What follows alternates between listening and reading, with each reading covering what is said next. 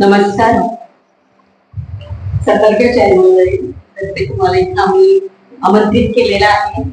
तुम्ही एक डॉक्टर आहात, याचा एक महिला म्हणून मलाही अभिमान आहे. धन्यवाद.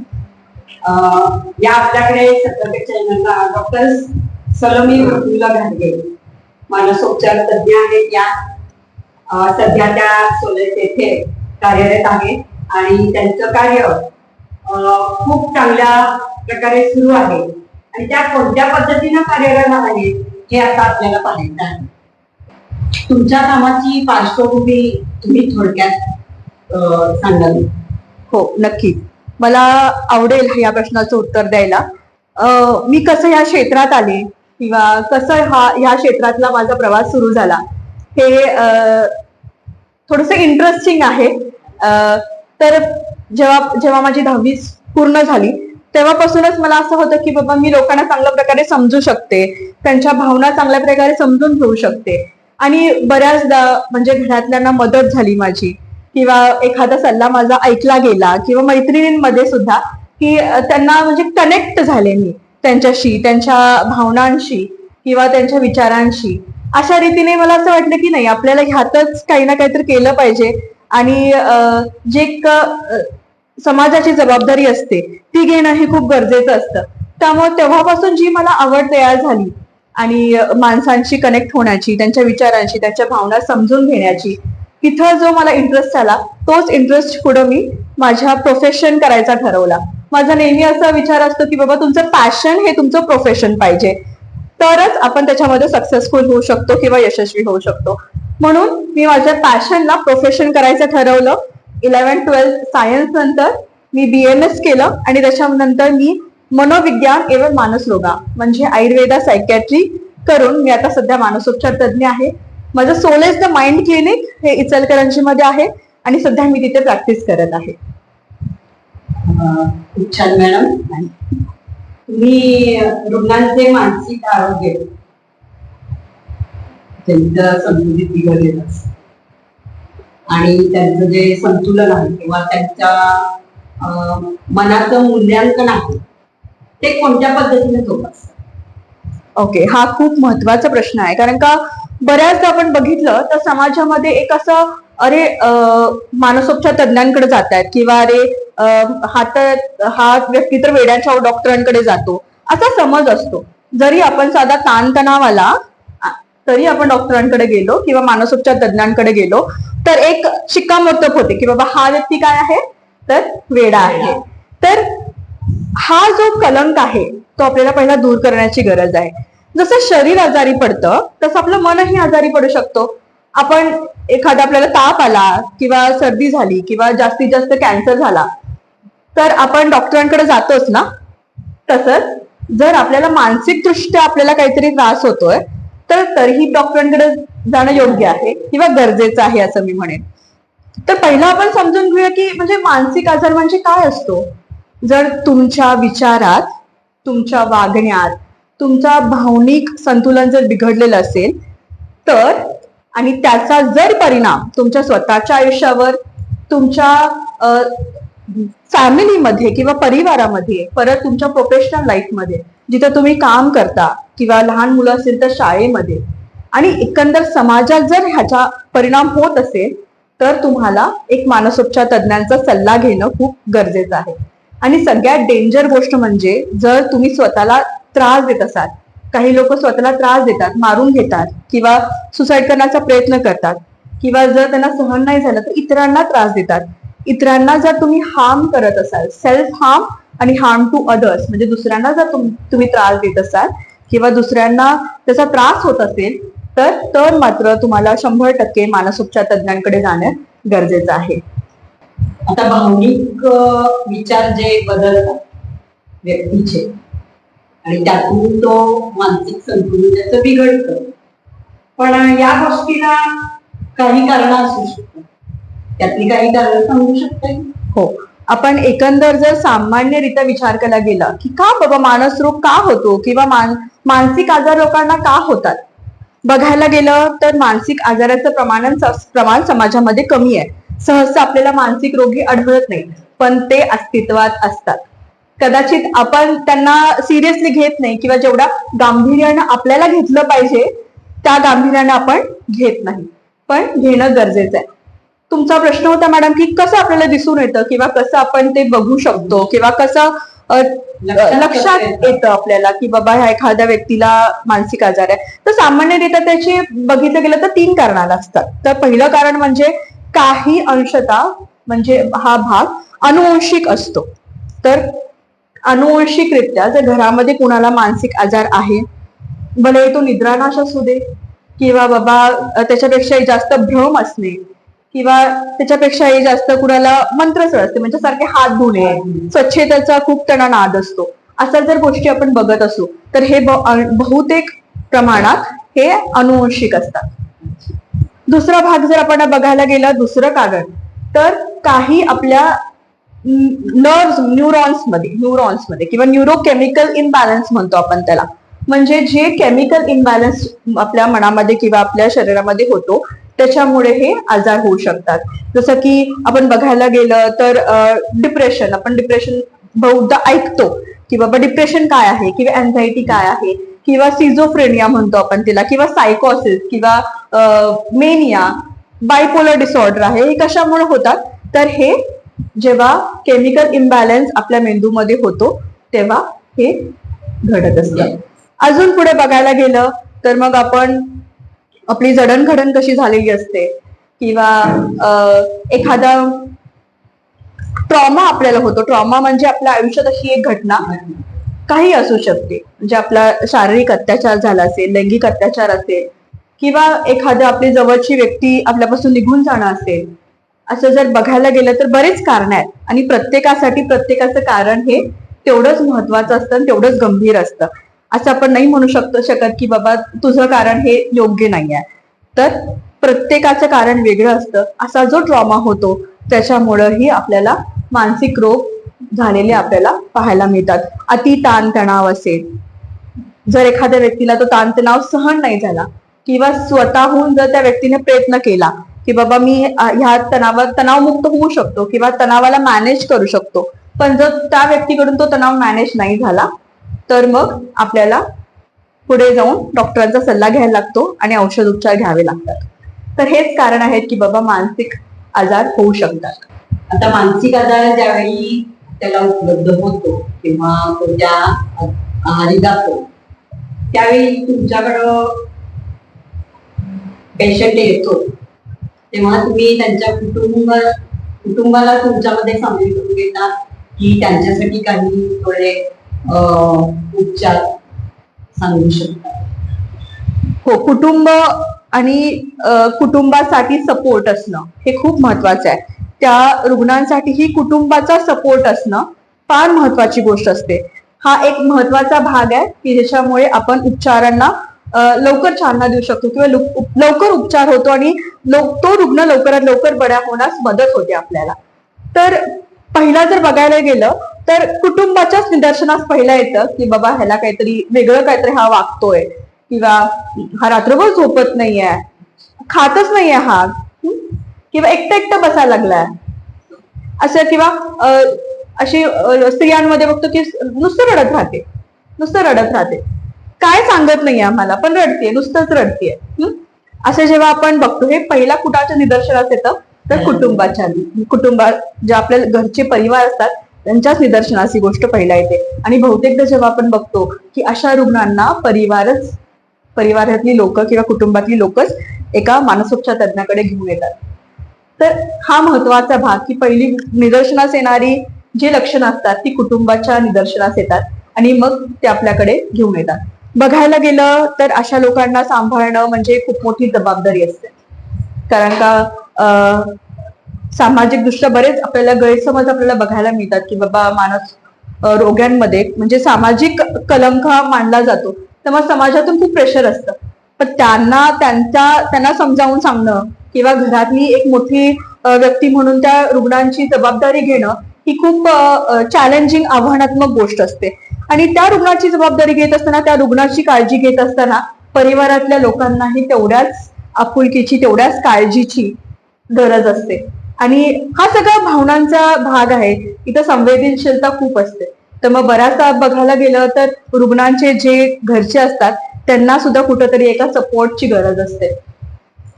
तर काही रुग्ण असतात की त्यांना कळत असतं की बाबा मला काहीतरी त्रास होतोय, माझ्यात काहीतरी म्हणजे बदल झालाय, बिघड झालाय, मला तो म्हणजे मला बरं व्हायचंय, अशी एक आशा असते त्या रुग्णांमध्ये, किंवा ते एक समजबुद्धी स्वतःमध्येच असते की मला बरं व्हायचंय. त्यांच्यासाठी आणि त्यांच्या परिवारासाठी हा बऱ्या होण्याचा प्रवास, हिलिंगचा प्रवास हा सोपा असतो. पण असे रुग्ण असतात जे सायकोसिस मध्ये असतात, मेजर डिप्रेशन डिसऑर्डर मध्ये असतात, किंवा त्यांना कळतच नाही की त्यांच्याबरोबर काय होत आहे. त्यामुळे त्यांना त्यांच्यामध्ये इन्साइट अब्सेंट असते. इन्साइट अब्सेंट असणे म्हणजे काय, की त्यांना जाणीवच नाहीये की त्यांना काहीतरी झालंय. ही खरी आव्हानात्मक केस असते, आणि तो खरा आव्हान त्या परिवाराचा असतो किंवा त्या घरच्या लोकांचा असतो. त्याच्यामुळे जेव्हा पण घरच्या लोक त्या रुग्णांना घेऊन येतात, आम्हाला त्या घरच्या लोकांना एज्युकेट करणं, म्हणजे त्यांना सगळ्या कंडिशन बद्दल शिक्षण देणं, की असं आहे, आपल्याला औषधं द्यायला लागणार आहेत रुग्णांना, किंवा तुम्हाला खूप सपोर्ट करायला लागणार आहे त्यांना, आणि तुम्हाला स्ट्रॉंग राहिलं पाहिजे जेव्हा तुम्ही अशा रुग्णांची काळजी घेता. त्यामुळे त्यांचा एक सपोर्ट असतो. आपल्या क्लिनिकमध्ये आपण त्यांना लागलं तर त्यांच्यासाठी आपण काउन्सिलिंग सेशन्सही घेतो, कारण का समुपदेशनाची गरज त्यांनाही असते. कारण का त्यांना स्वतःच्या आयुष्याबरोबर, कुटुंबाच्या आयुष्याबरोबर एक नवीन जबाबदारी त्यांच्या आयुष्यात जोडली गेलेली असते. त्यामुळे त्यांच्यासाठीही आपण सपोर्ट केलाच पाहिजे, कारण का त्यांची खूप मोठी जबाबदारी असते. त्यामुळे परिवाराला जागरूक ठेवणं किंवा योग्य ते शिक्षण देणं, आणि कसं रुग्णांची काळजी घेणं ह्याच्याबद्दल शिक्षण दिलं जातं. आणि जेव्हा त्यांना वाटेल की ते स्ट्रेसमध्ये येत आहेत किंवा त्यांच्यात ताण येतोय, तेव्हा त्यांना आपण काउन्सिलिंग किंवा समुपदेशन ही देतो. खूप छान. तुम्ही समुपदेश आणि काउन्सिलिंग चे काही पेड्स वगैरे केले? हो, माझ्या शैक्षणिक वर्षामध्ये आम्हाला त्याचं ट्रेनिंग दिलं गेलं. हँड्स ऑन ट्रेनिंग होतं आम्हाला, की आम्हाला त्याचं शिक्षण योग्य प्रकारे दिलं गेलेलं आहे. त्यामुळं औषधांबरोबर समुपदेशनाचाही भाग तेवढाच महत्वाचा आहे. माझं मत आहे की बाबा औषधं तुमच्या भावनांवरती किंवा इमोशन्स वरती काम करतात. एखादी गोळी तुम्ही घेतली की तुम्हाला शांत वाटतं, तर पण समुपदेशन हे तुमच्या विचारांवरती काम करतं. विचारांवरती जर तुम्हाला काम करायचं असेल तर तुम्हाला समुपदेशनाची गरज असते. कुणालाही, म्हणजे असं नाही की बाबा फक्त मोठ्या व्यक्तींना समुपदेशनाची गरज आहे. लहानांपासून अगदी वयोवृद्धांपर्यंत सर्वांना समुपदेशनाची गरज असते. समुपदेशन किंवा काउन्सिलिंग हे प्रत्येक जण आपण करू शकतो. एखादी आई समुपदेशन करू शकते किंवा काउन्सिलिंग करू शकते. एखादे शिक्षक समुपदेशन करू शकतात. तुम्ही जर टीचर असाल, टीचर समुपदेशन करू शकतात. आता आपण बघतो करिअर काउन्सिलिंग असतं, किंवा वेगवेगळ्या क्षेत्रात काउन्सिलिंग असतं, ऑक्युपेशनल काउन्सिलिंग असतं, इंडस्ट्रियल काउन्सिलिंग असतं, असे वेगवेगळ्या प्रकारचे काउन्सिलिंग असतात. काउन्सिलिंग हे कोणीही करू शकतं. पण सायकोथेरपी ही थोडी वेगळी असते. सायकोथेरपीचा जर आपण विचार केला तर ती फक्त जे मेंटल हेल्थ प्रोफेशनल आहेत, म्हणजे सायकोलॉजिस्ट असू देत किंवा सायकॅट्रिस्ट असू देत, हे जास्त करून सायकोथेरपी करतात. सांगायचा दृष्टिकोन काय, काउन्सिलिंग वेगळा आहे आणि सायकोथेरपीज जे आहेत ते वेगळे आहेत. दोघांची प्रोसेस सेम असते, की बोलायचं आहे, बसायचं आहे आणि बोलायचं आहे. पण सायकोथेरपी ही खूप म्हणजे वेगळा प्रकार आहे, की त्याच्यामध्ये काय होतं, व्यक्तीचे जे विचार असतात ते समजून घेतले जातात, त्याच्या भावना काय आहेत त्या विचारांची ते समजून घेतले जातात, आणि त्याच्यानंतर ट्रीटमेंट दिली जाते की त्याच्यावरून काय, तर तुमच्या स्वभावात बदल झाला पाहिजे. तर उदाहरण द्यायचं झालं तर जर तुम्हाला कुठल्या तरी, म्हणजे सगळ्यात कॉमन उदाहरण मी सांगते, की चिडचिड करतो. माझा मुलगा आहे, तो खूप चिडचिड करतो, सारखा राग राग राग करतो. पण का करतो राग?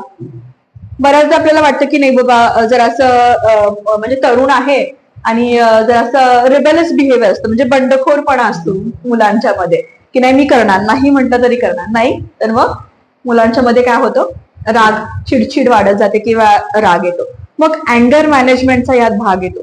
तो कसा, की बाबा चिडचिड करतोय म्हणजे का चिडचिड करतोय, त्याचे विचार समजून घेणं गरजेचं आहे. का बाबा, काय असू शकतं त्याच्या मागे कारण? कदाचित त्याला म्हणजे घरी कंपॅरिझन होत असेल,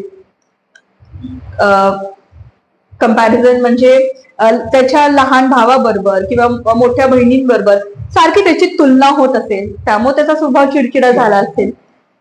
बऱ्याचशा गोष्टी आहेत त्याच्या पाठीमागे बरीचशी कारणं असतात की तो व्यक्ती काय झालेला असतो, चिडचिडपणा करत असतो किंवा त्याला अति राग येत असतो. तर हे विचार समजून घेणं गरजेचं आहे. ते विचार वेगळे आहेत की बाबा त्याला स्वतःला इग्नोर वाटतं, त्याला तेवढं महत्व दिलं जात नाही, त्याच्या विचारांना तेवढं महत्व घरामध्ये दिले जात नाही, सारखी तुलना केली जाते. त्याच्यामुळे काय होतं, न्यूनगंड तयार झालेला असतो त्या व्यक्तीमध्ये आणि त्याच्यामुळे तो चिडचिड करत असतो.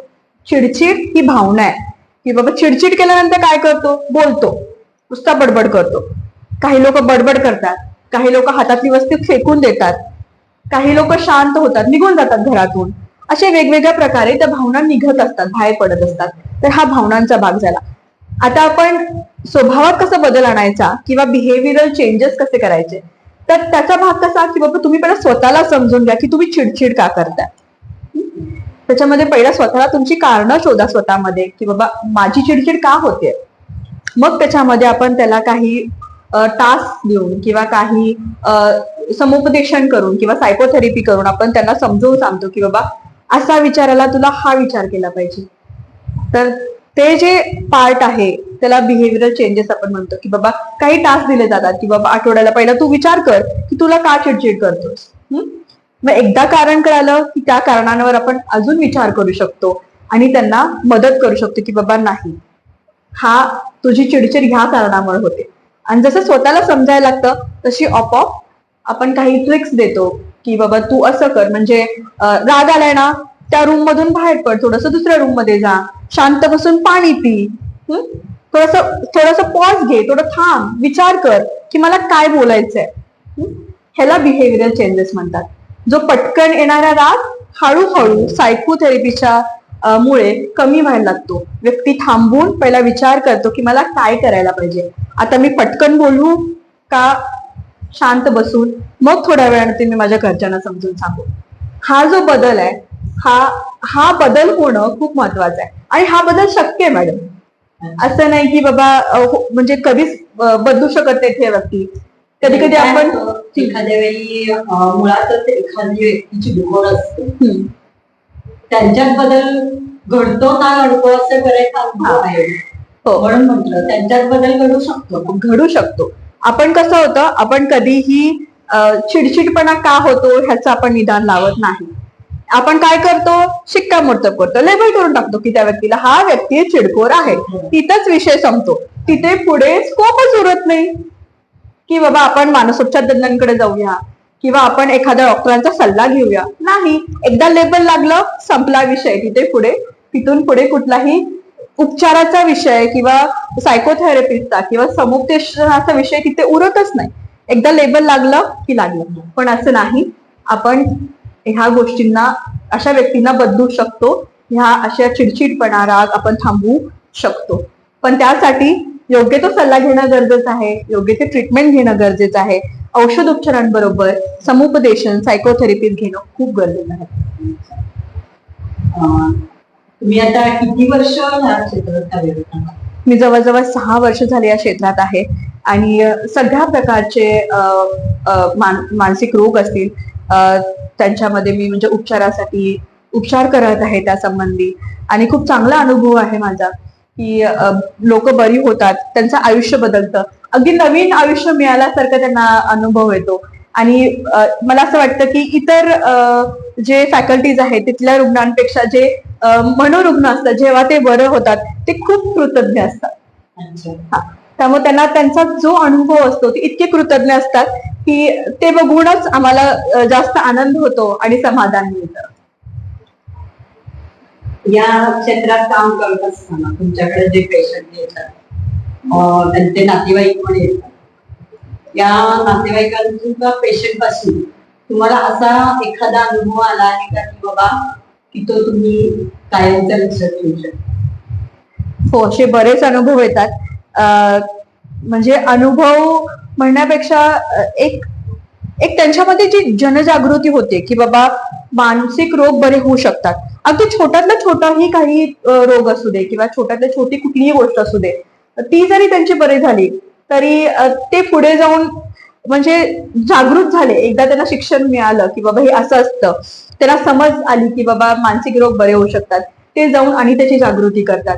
आणि तो जो एक कलंक जो निघून जातो त्या फॅमिलीमध्ये, तो खूप बरा वाटतो बघण्यासाठी. कारण का परत मग ते त्यांच्या दुसऱ्या इतर नातेवाईकांना ते रेफर करतात. आणि अशा रीतीने म्हणजे जी एक साखळी सुरू होते की बाबा आता मानसिक रोग हा आता जास्त काही मोठा किंवा बाबा असं भिण्यासारखा किंवा असं कलंकित अशी गोष्ट राहिलेली नाहीये आजकालच्या जगामध्ये. त्यामुळे हा जो अनुभव येतो की त्यांची जनजागृती होते किंवा ते जागृत होतात याविषयी, आणि मग ते दुसऱ्या पेशंट्सना पाठवतात किंवा बरं होण्यासाठी ते येतात, ही खूप मोठी गोष्ट, खूप मोठा अनुभव असं मला वाटतो. खूप चांगलं कार्य आहे तुमचं आणि अनुभव पण बराच आहे. तरी सुद्धा जनजागृतीमध्ये अजून मला वाटतं की ह्या आजाराविषयी तितकीशी जागृती निर्माण झालेली नाहीये. मग ती भारतातील मानसिक आरोग्याविषयी किंवा जे कोण भारतामध्ये आहेत मानसिक रोग यांच्यासाठी जनजागृती जी व्हायला पाहिजे त्यासाठी काय करावं लागेल?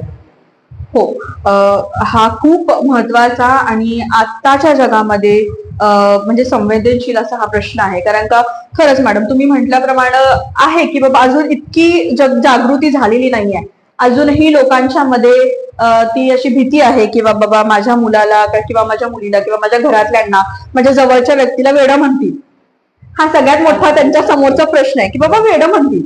पण नाही, तसं नाहीये.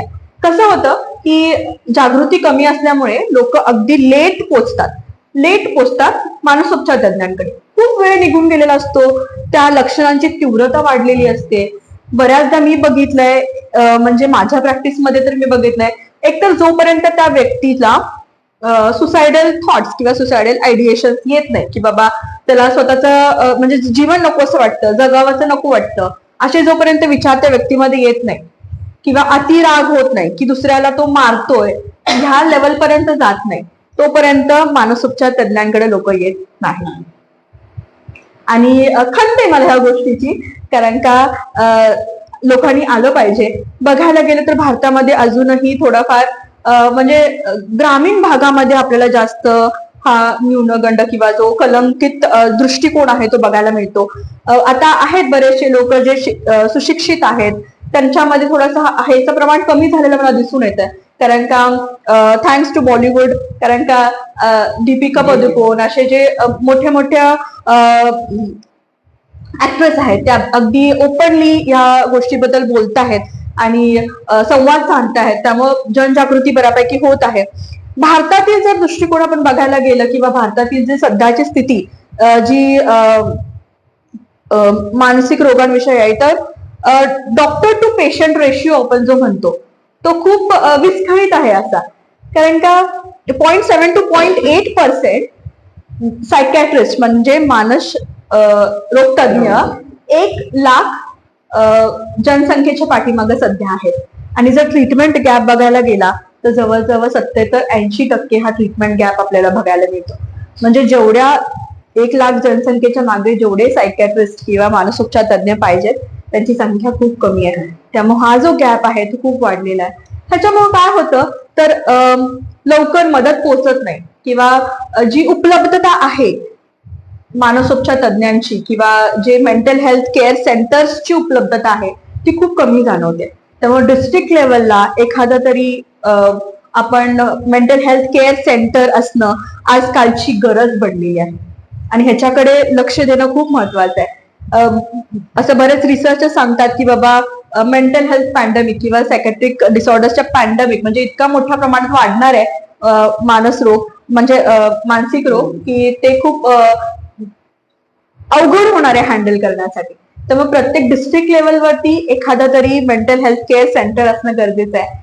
त्याच्याबरोबर बघायला गेलं तर 50% म्हणजे 50% पेक्षा जास्त मानसिक रोग हे 14 वर्षाच्या आतच आपल्याला दिसून यायला लागतात आणि 40% बघायला गेलं तर मानसिक रोग 24 वर्षाच्या आत आपल्याला बघायला मिळतात.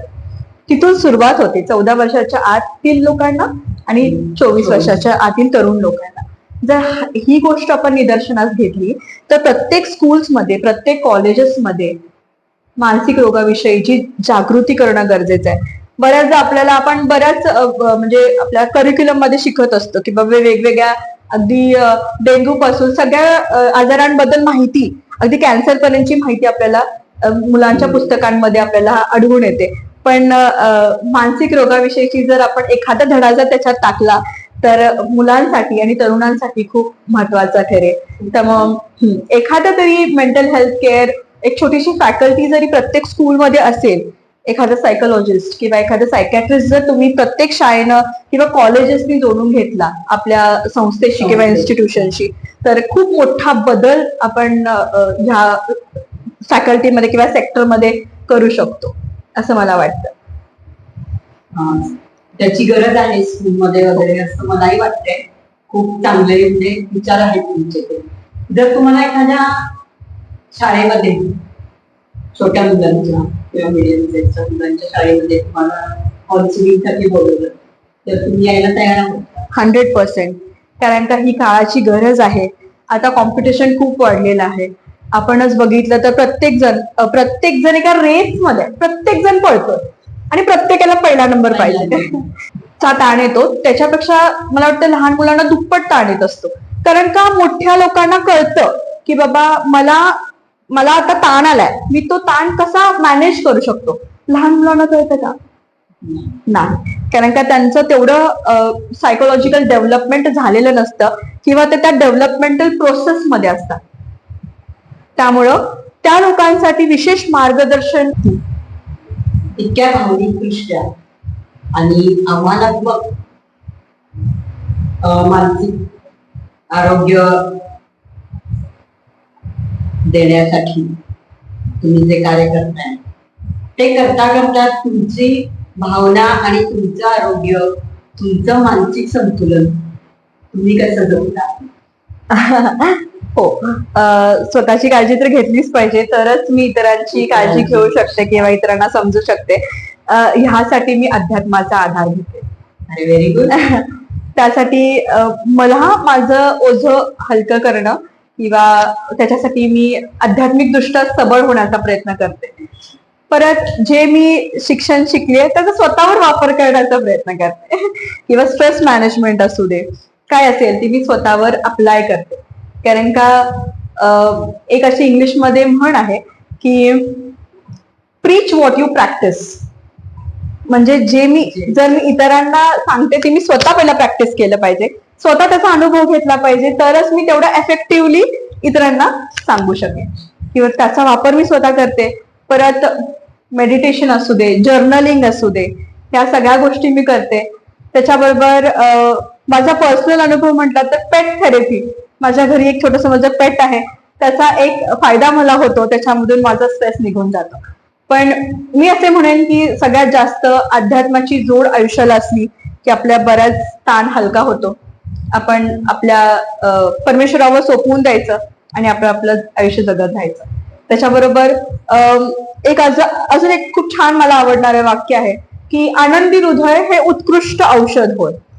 तर मी आनंदी राहण्याचा प्रयत्न करते आणि ह्या प्रयत्नांमध्ये मी एक बाउंड्री ठेवली आहे की बाबा मी पर्सनल लाईफ आणि माझी प्रोफेशनल लाईफ ही नेहमी मी वेगळी ठेवते. म्हणजे ताण कमी होतो आणि मला आनंदी राहून जगता येतं. असं जगताना आणि असं तुम्हाला बघताना खूप छान वाटत.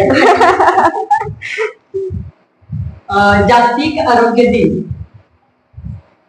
आणि वैयक्तिक स्वच्छता याविषयी आपण जर जनजागृती करायची आहे तर त्यासाठी तुम्हाला काय वाटतं? हो, 100%. म्हणजे जर मी मानसोपचार तज्ञ आहे तर मी आरोग्याविषयी बोलताना नेहमी मानसिक आरोग्याविषयी बोलते. त्यामुळे मानसिक आरोग्य जपणं ही तेवढीच महत्वाची गोष्ट आहे. आपण म्हणतो की एखाद्याला मानसिक विकार झालाय तर एक प्रिव्हेंटिव्ह सायकॅट्री नावाची गोष्ट असते की बाबा होऊ नये म्हणून आपण काय केलं पाहिजे, त्याला तर आपण आरोग्य जपणं असं म्हणतो. तर आधीपासूनच जेव्हापासून आपल्याला छोटे छोटे आपल्याला लक्षणं दिसायला लागतात की बाबा माझी चिडचिड होतीये, माझी झोप पूर्ण होत नाहीये, माझ्यात काहीतरी बदल झालाय, म्हणजे एक असं सिम्पटम असतं की बाबा आधी ज्या आवडणाऱ्या गोष्टी असतात त्या आता नको नकोशा वाटतात. म्हणजे एखाद्याला आधी बाबा मला आईस्क्रीम खायला खूप आवडतं, पण आता अरे मला आईस्क्रीम खायला नको वाटतं, आता मला मजा येत नाही आईस्क्रीम खायला. असं जे ही छोटी छोटी जी लक्षणं जे आपल्याला आपण बघत असतो की बाबा मी आता एकटी राहायला लागली आहे, मला आता कुणाशी बोलायला नको वाटतंय, किंवा समाजात एखादा कार्यक्रम असेल, एखादं लग्न असेल, मला नको वाटतं जायला आता तिथे, मला नाही बरं वाटत, मला एकटं राहावं असं वाटतंय. ही जी छोटी छोटी लक्षणं जेव्हा दिसायला लागतात, तेव्हाच जर आपण उपचार घेतले, तेव्हा जर आपण मानसोपचार तज्ञांचा योग्य सल्ला घेतला, तर आपण लवकर बरं होऊ शकतो, किंवा जे पुढे जाऊन मोठ्या डायग्नोसिस किंवा मोठे निदान होणार आहे तुमच्या आयुष्यामध्ये ते टळू शकतं. परत आधीच आपण स्ट्रेस मॅनेजमेंट कसं करायचं, आपण इमोशन कशा मॅनेज करायच्या, स्वतःच्या भावना कशा मॅनेज करायच्या. जर आलेला ताणतणाव कुणाला चुकलेला नाहीये, तो सतत आपल्यामध्ये असतो, घरातला असेल, वैयक्तिक असेल, कामाच्या ठिकाणचा असेल, काही ना काहीतरी ताण आपल्या आयुष्यात नेहमी असतो. तो कसा मॅनेज करायचा. परत आपला आहार, आपण कसं योग्य आहार घेऊ शकतो, एक्सरसाइज किंवा जे आपण स्वतःचं म्हणजे व्यायाम करतो त्याचं महत्व, किंवा ह्या सगळ्या गोष्टी एकंदर आपल्या मानसिक आरोग्याला जोपासण्यास किंवा जे एक मॅनेज करून ठेवण्यास खूप महत्वाचे आहेत. भावनिक लोड आला की कसं आपण तो मॅनेज करायचा, हे देखील आपण आधीच शिकणं किंवा आधीच लक्षात घेणं खूप गरजेचं आहे. त्यामुळे मला असं वाटतं की बाबा मेंटेन करणं किंवा एक प्रिव्हेंटिव्ह अस्पेक्ट, की बाबा होऊ नये म्हणून काळजी घेणं, ह्याच्यात आपण जर जास्त फोकस केला तर एक दिवस असा येईल की बाबा भारत खूप मानसिक दृष्ट्या स्ट्रॉंग असेल आणि नक्कीच आपण ह्या मानसिक रोगांचं प्रमाण कमी करू शकेल. दुसरा प्रश्न काय होता मॅम तुमचा? दुसरा प्रश्न होता स्वच्छता. आपण आता बऱ्याचदा स्वच्छता म्हटले की काय करतो, शारीरिक स्वच्छतेकडे आपण लक्ष देतो, पण एक अशी गोष्ट आहे ज्याला मेंटल हायजीन म्हणतात. तर मेंटल हायजीन काय आहे, तर स्वतःच्या भावना जाणून घेणं, की मला काय होतंय, मी कसा विचार करतोय, मला आता भावना कुठली येते ती जाणून घेणं, मला आता कसं रिॲक्ट केलं पाहिजे ते समजून घेणं. परत तुम्हाला काय भावना येत आहेत, तुमच्या काय भावना आहेत ते समजून घेणं, ह्या मेंटल हायजीनचा भाग आहे. आपण जे काय बघतो, किंवा आजकाल आपण बघतो की फोनचा खूप वापर होतो, तर ह्या फोनचा अति वापर, त्याच्यामुळे डोळ्यावर होणारा त्रास, आपण काय निवडतो, हाही मेंटल हायजीनचा भाग आहे. की आपण कसं काय ठरवतो किंवा काय डिसिजन घेतो, किंवा आपण स्वतःच्या मानसिक आरोग्य जपण्यासाठी काय करतो, आपल्या इथे काय जात आहे, ऐकण्याद्वारे, वाचनाद्वारे, बघण्याद्वारे आपल्या इथे काय जाते, आपल्या मनात काय जात आहे, आणि आपण काय घेतोय. आपण स्पंज सारखं शोषून घेत असतो प्रत्येक गोष्ट, मग आपण काय शोषून घेतोय हा हे बघणं, हा मेंटल हायजीनचा भाग आहे. मेंटल हायजीन बद्दल आपण बोलत होतो, तर त्याच्यामध्ये स्ट्रेस मॅनेजमेंट खूप महत्वाचं आहे. त्याच्यामध्ये स्लीप हायजीन हा देखील एक गोष्ट आहे जी महत्वाची आहे. स्लीप हायजीन मध्ये आजकाल आपण बघतो की एकदा फोन घेतला की मग 1 नाही 2 नाही कितीही वेळ होतो झोपायला, पण ते योग्य नाही. तर ते एक मानसिक रोग होण्याचं एक कारण आहे की बाबा तुमची झोप पूर्ण होत नाहीये. त्यासाठी स्लीप हायजीन म्हणजे वेळेत झोपणं, वेळेत उठणं, पुरेपूर झोप घेणं, ती पण रात्रीची, दिवसा नाही. पुरेपूर झोप घेणं, कॉफी, चहा या सगळ्या गोष्टी संध्याकाळच्या टाळणं, ज्याच्यामुळे तुमचं झोप व्यवस्थित राहील. ह्या सगळ्या गोष्टी, तुमची झोप, तुमचा आहार आणि तुमचा विहार म्हणजे व्यायाम, आणि आता नवीन आलेलं म्हणजे डिजिटल डिटॉक्स करणं. किती आपण आपल्या फोनचा वापर करतो, किती आपल्या स्क्रीन समोर आपण बसलेला असतो, ह्याचा एक थोडासा विचारपूर्वक वापर करणं आपल्याला अनिवार्य आहे सध्याच्या परिस्थितीमध्ये. जर आपल्याला मानसिक दृष्ट्या जर आपल्याला आरोग्य जपून ठेवायचं असेल तर ह्या सगळ्या गोष्टी करणं खूप महत्वाचं आहे. महत्वाचं आहे. महत्वाचं तुम्ही म्हणालात की आता विज्ञान पुढे गेलेलं आहे, बऱ्याच क्षेत्रामध्ये मुलं मुली कार्यरत आहेत, त्यांचं सगळं काम PC, कम्प्युटर ह्याच्यावरच असतं, त्यामध्ये सतत रात्रंदिवस त्याच्यावरच असतं. Yes, agreed, 100%. ते त्यांच्यासाठी पण काहीतरी अवेलेबल आहे. आता कसं होतं की काम तर सगळं कॉम्प्युटराइज्ड आहे, किंवा आता कॉम्प्युटरचा, लॅपटॉपचा वापर केल्याशिवाय कुठलंही काम होत नाही. पण जेव्हा तुम्हाला वेळ मिळतो तेव्हा तुम्ही स्वतःची काळजी घेणं महत्वाचं आहे. हा, ते आहे. तर जेव्हा तुम्ही तुम्हाला वेळ असतो किंवा विकेंड्स मध्ये असता, तेव्हा तुम्ही थोडंसं फोनचा वापर कमी करा. एक वर्क लाईफ बॅलन्स मेंटेन करून ठेवा. म्हणजे की हा बाबा, जेव्हा माझं पर्सनल वेळ आहे तेव्हा तो वेळ माझ्यासाठी आहे. जेव्हा मी काम करतो तेव्हा काम करतो. त्याच्याबरोबर तुमच्या डोळ्यांची काळजी घेणं, छोटे छोटे ब्रेक्स घेत राहणं. की बाबा आता म्हणजे मी आता खूप काम केलंय, थोडा मला आता ब्रेक पाहिजे. आपण शारीरिक दृष्ट्या दमलो की म्हणतो की बस झालं, तर मला नको, तर मी नाही काय करणार. पण मानसिक दृष्ट्या जेव्हा आपण दमतो किंवा आपण अति तणावात असतो, तेव्हा आपण का बरं भरते की बाबा जरा मला मेंटल ब्रेक हवाय आता. तर मेंटल ब्रेक्स घेणं, जेव्हा तुम्ही अति काम करता किंवा स्वतःच्या क्षमतेपेक्षा जास्त कधी कधी टाइम लिमिटेड वर्क असल्यामुळे तुम्हाला ते करावं लागतं, पण त्याच्यानंतर स्वतःची काळजी घेणंही महत्वाचं आहे. तर तो जो स्वतःचा वेळ असतो, जो तुम्हाला मिळतो, त्यावेळी तुम्ही तो स्वतःसाठी द्या. स्वतःची काळजी घ्या. त्यामध्ये मेडिटेशन करा, योगा करा, एखादी रिक्रिएशनल ऍक्टिव्हिटी म्हणजे काहीतरी बाबा तुमचा जो छंद असेल तो जोपासण्याचा प्रयत्न करा. पेंटिंग करा, तुम्हाला जी आवड आहे, ज्यातून तुम्हाला आनंद मिळतो. आणि अशी गोष्ट असते, प्रत्येकामध्ये एखादा असं एक स्किल असते किंवा एक गोष्ट असते की तुम्ही बाकी सगळं विसरता त्यावेळेस जेव्हा तुम्ही करत असता. तर एखाद्याला जर पेंटिंगची आवड असेल किंवा पुस्तक वाचणं, आता पुस्तक वाचणं तर खूपच कमी झालं, पण अशा काहीतरी गोष्टी, अशा काहीतरी स्किल्स जोपासणं की बाबा त्यातून मी तणावमुक्त होऊ शकतो, आणि तणाव मुक्तीसाठी प्रयत्न करणं, स्ट्रेस मॅनेजमेंट करणं, हाही त्याचा म्हणजे भाग आहे, आणि तोही महत्वाचा आणि गरजेचा. मानसिक दृष्ट्या ज्यावेळी संतुलन कमी जास्त होतं व्यक्तीचं, पण ते त्याच्या लक्षात येत नाही, तो काम करतच नाही.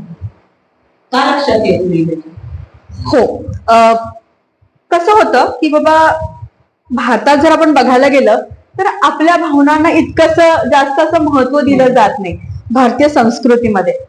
म्हणजे आपण जर आईकडे गेलो, आई मला त्रास होतो, अरे होतो रे, सगळ्यांच्याच आयुष्यात असं असतं, आयुष्याचा भाग आहे तो, असं म्हणून त्या भावनांना तिथंच थांबवलं जातं. मग कसं होतं, ही सवय पडते की बाबा मी काय तर सांगतो, मला त्रास होतोय, पण घरची काही लक्ष देत नाही. घरची म्हणत की हा आयुष्याचा भाग आहे. मग कसं होतं की बाबा ती बाटली भरत जाते आणि मग ते ओव्हरफ्लो व्हायला लागतात.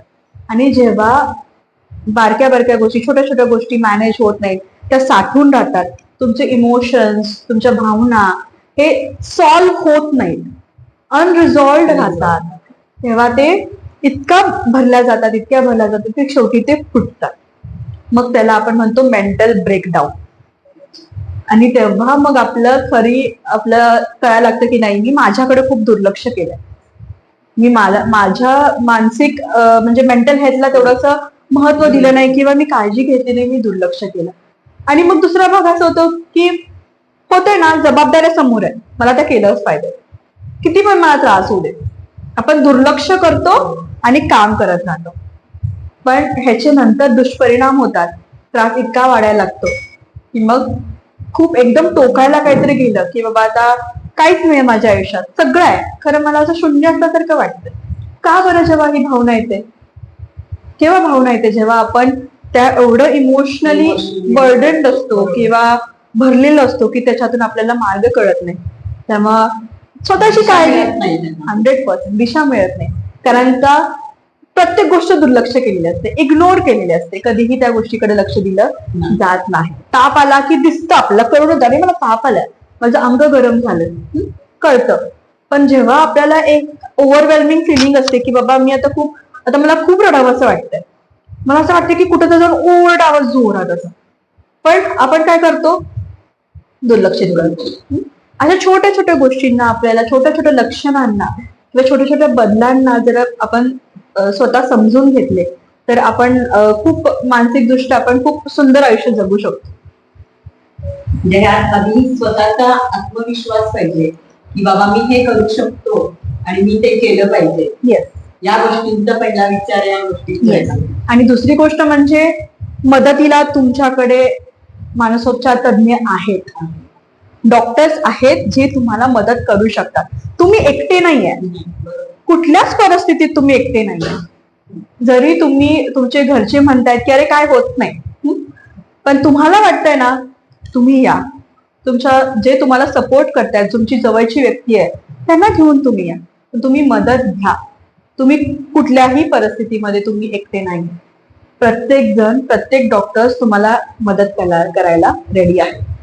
आणि जरी तुम्ही जनरल प्रॅक्टिशनर कडे गेलात पहिल्यांदा, त्यांना जर तुम्ही सांगितलं, बऱ्याच असं होतं, त्यांना सांगितलं जातं की मला, प्रत्येक डॉक्टर्स आता विचारतात की ताण आहे का तुम्हाला, ताणतणाव आहे का, टेन्शन वाढलंय का घरी. हो, पण ते जर अति टेन्शन झालं, जर ते तुमच्याकडून मॅनेज नाही झालं स्वतःकडून, तर मात्र तुम्ही मानसोपचार तज्ञांकडे गेलं पाहिजे. जी लक्षणं आहेत त्यांना दुर्लक्षित करू नका. एवढंच सांगेन की लक्षणं दिसत आहेत ना, तुम्ही सल्ला घ्या, तुम्ही डॉक्टरांकडे जा आणि योग्य वेळी योग्य औषध उपचार घ्या. आत्ताचं युग असं आहे, विज्ञान खूप पुढे चाललेलं आहे आणि बऱ्याच क्षेत्रात तुमच्यासारख्या मुली भगिनी कार्यरत आहेत. पण तुमच्याकडे बघितलं की स्वतःरे या कुठल्या तरी दुसऱ्या फील्डमध्ये पाहिजे होत्या असं वाटलं मला. पण तुम्ही हे मानसोपचार तज्ञ फील्ड का निवडली? पॉज करूया, पॉज.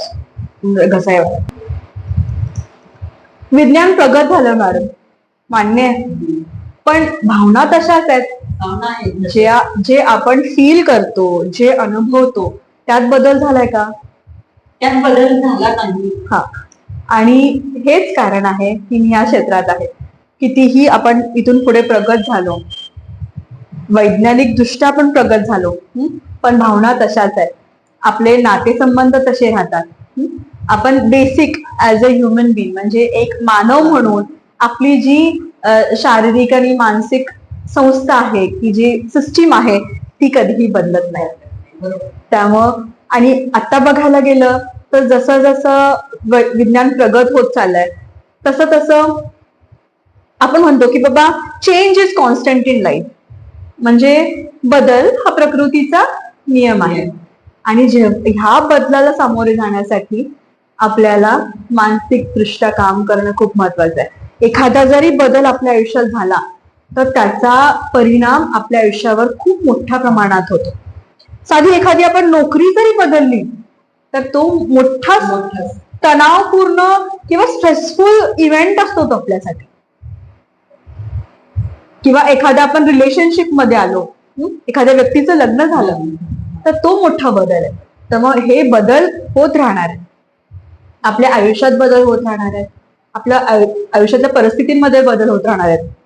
वैयक्तिकरित्या असू दे, परिवारामध्ये असू दे, किंवा समाजामध्ये असू दे, किंवा आपल्या कामाच्या ठिकाणी असू दे, हे बदल होत राहतात. आणि जेव्हा या बदलातून येणारा जो ताण आहे तो घेण्यासाठी आपल्याला मानसिक दृष्ट्या, म्हणजे लक्ष देऊन राहणं किंवा जागरूक असणं खूप महत्वाचं आहे. की आपल्याला काय होतं, आपण कसं सामोरे गेलं पाहिजे, ह्या सगळ्या गोष्टी जाणून घेणं आणि ह्याच्याबद्दल आपल्याला ज्ञान असणं हे खूप महत्वाचं असं मला वाटतं. हा सगळा विचार करून तुम्ही एक क्षेत्र निवडलं का? हो, कारण का सगळं बदलेल, भावना, विचार, माणूस, मन हे अटळ आहे, हे राहणार आहेच. या सगळ्या गोष्टीतून आणि तुम्ही जे आता हे सगळं कार्य करत आहात किंवा तुमचं जे प्रोफेशनल लाईफ आहे, या सगळ्यातून तुम्ही समोरच्या सगळ्यांना काय संदेश द्याल?